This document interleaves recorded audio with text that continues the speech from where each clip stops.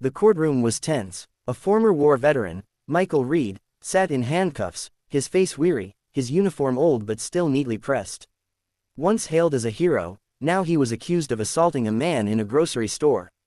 The victim, a wealthy businessman named Charles Benson, who had mocked a little girl for her dirty clothes, not knowing she was Michael's daughter, Lily.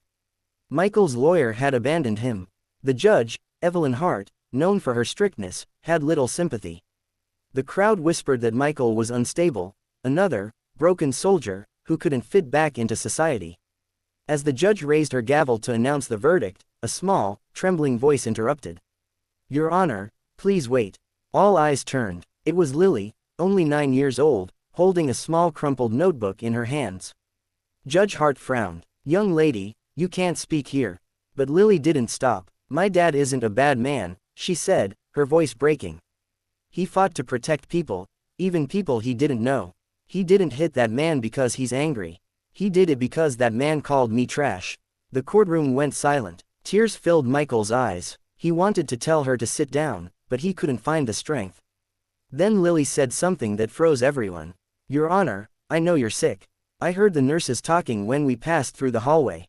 They said your heart hurts, that you can't find peace. My dad says when you're hurting inside, only kindness can heal you. So please, free my dad, and I'll heal you." The room gasped. Judge Hart's eyes widened. Her private condition wasn't public knowledge. Only a few close friends and hospital staff knew. How did you know that?" she whispered. Lily took a step forward. "I draw pictures that make people's pain go away. My teacher says it's my gift from God. If you let my dad go, I'll make you a drawing that will take your sadness away." The judge's gavel trembled in her hand. For the first time in her career, she didn't know what to say. The next morning, the cold light of dawn crept through the blinds of Judge Evelyn Hart's office. She hadn't slept at all. The courtroom scene kept replaying in her mind, the trembling voice of that little girl, her words slicing through every layer of logic and law Evelyn had built around herself. "Free my dad, and I'll heal you." No one had ever spoken to her like that. Not with defiance, not with innocence, not with that strange, pure belief that something as simple as kindness could fix what medicine and money could not. She closed Michael Reed's file for the 10th time that night. He was a decorated veteran, yes, but also a man with scars deeper than anyone could see. After his discharge, he had struggled, PTSD, job loss, the death of his wife. The system had promised to help him, and failed. Now he sat behind bars because he defended his daughter from cruelty. Evelyn touched her chest lightly. The ache there was familiar, her cardiomyopathy, the doctors called it. Her heart was weak, and so was her will to keep fighting. Since the death of her own daughter, 10 years ago, life had become a carefully rehearsed performance. Duty by day, sorrow by night. But that little girl's eyes, they had looked just like her daughter's. By sunrise, Evelyn made a decision she hadn't made in years. She would listen to her heart instead of the rules. Later that morning, in the juvenile waiting area, Lily sat with her small backpack clutched in her lap. The guards were gentle with her. They'd never seen a child so brave in a courtroom before. When the door opened and Judge Hart appeared, Lily stood quickly, nervous but hopeful. "Miss Lily," the judge said softly, "may I speak with you for a moment?" Lily nodded and followed her into the office. It wasn't as frightening as she expected. The walls were lined with law books, but there were also photos, one of a smiling teenage girl with golden hair. "That's my daughter," Evelyn said, noticing Lily's curious glance. "She passed away, some years ago." "I'm sorry," Lily whispered. "Do you miss her?" "Every day," the judge replied quietly. Lily took something out of her backpack, a folded piece of paper, slightly crumpled at the edges. "I finished your drawing," she said. Evelyn hesitated before taking it, unsure what to expect. But when she unfolded it, her breath caught in her throat. It showed 2 people standing beneath a massive oak tree. The woman was her, unmistakably, and beside her stood the girl from the photo. Both smiling, both whole. The sky above them was painted with streaks of gold and pink, the same colors of the sunset from the day her daughter died. Evelyn's voice cracked. How did you know what she looked like?" Lily tilted her head. "I didn't know. I just felt she was there, waiting for you." Something inside Evelyn shattered, something she had spent years locking away. She sank into her chair, tears running freely down her cheeks. For the first time in a decade, she allowed herself to cry, not as a judge, but as a mother. Lily stepped forward and hugged her. "It's okay," she whispered. "You're not alone anymore." When Evelyn finally spoke, her voice was raw. "Lily, your father, he's lucky to have you." Lily smiled. "I'm lucky to have him too. He says I'm his whole world." The next day, the courtroom was filled again. Reporters crowded outside, waiting to cover what they expected to be another harsh sentencing. Michael was escorted in, his head bowed. He hadn't seen Lily since the hearing. He didn't know what she had done for him. When Judge Hart entered, everyone went silent.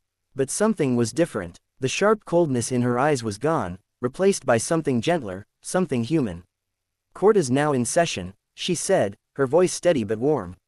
"We are here to deliver the verdict in the case of State versus Michael Reed." Michael closed his eyes. He had already accepted his fate.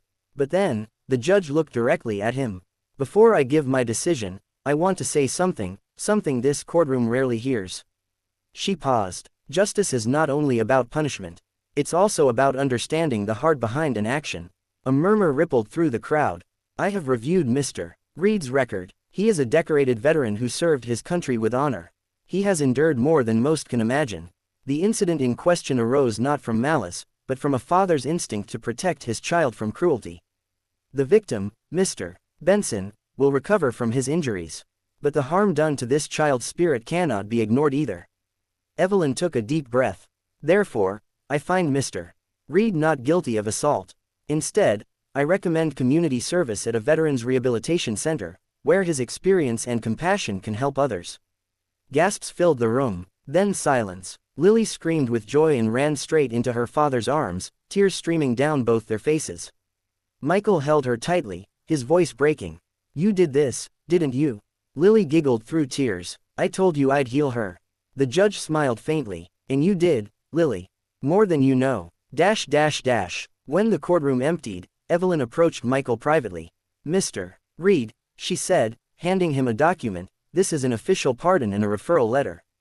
There's an opening at the city's veteran outreach program. I think you'd be perfect for it." Michael blinked, overwhelmed. I don't know how to thank you." She smiled softly. "Thank your daughter. She reminded me that justice without compassion is just another form of cruelty." He nodded, eyes full of gratitude.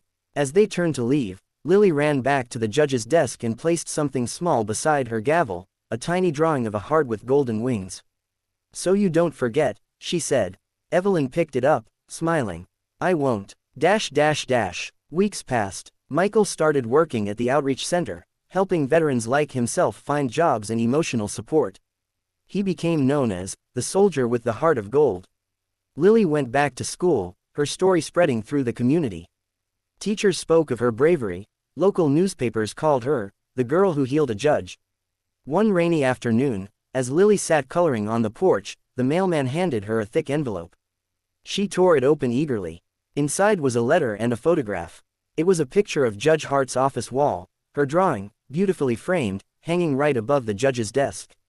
Below it was a note in elegant handwriting. "Greater than, dear Lily. Every morning, I look at your drawing and remember that the world is still kind. The pain in my heart has eased, not because of medicine, but because of hope, the kind you gave me. You and your father reminded me that even broken hearts can heal when we choose mercy over judgment. With love and gratitude, Judge Evelyn Hart." Lily's smile lit up the whole room. "She said she feels better, Daddy." Michael knelt beside her, reading the letter slowly, his eyes misty. "You didn't just heal her heart, Lily, you saved her spirit." Lily looked up thoughtfully. "Do you think I can heal more people?" Michael smiled. "I think that's your superpower, sweetheart. And the world needs heroes like you." Months later, Judge Hart attended a charity event organized by the Veterans Center. She walked slowly, her illness still there, but lighter somehow. When she saw Michael and Lily greeting guests, she couldn't help but smile. As the program began, the host invited Lily to the stage to present a small painting to the audience. "This," Lily said, holding up her artwork, "is for all the people who forgot how strong love can be.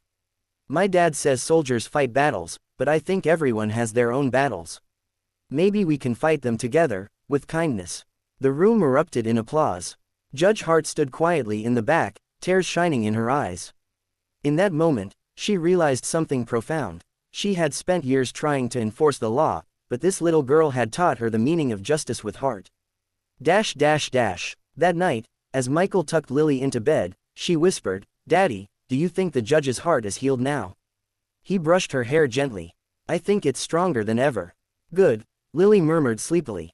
"Then maybe God can use her to heal other people too." Michael smiled, watching his daughter drift into dreams. For the first time in years, he felt peace, a deep, quiet peace that came not from victory, but from forgiveness, faith, and the unshakable bond between a father and his little girl. Outside, the moonlight fell across the drawing taped to their wall, the one of the judge and her daughter beneath the oak tree. The colors glowed faintly in the dark, like a living promise that even the most broken hearts can be made whole again.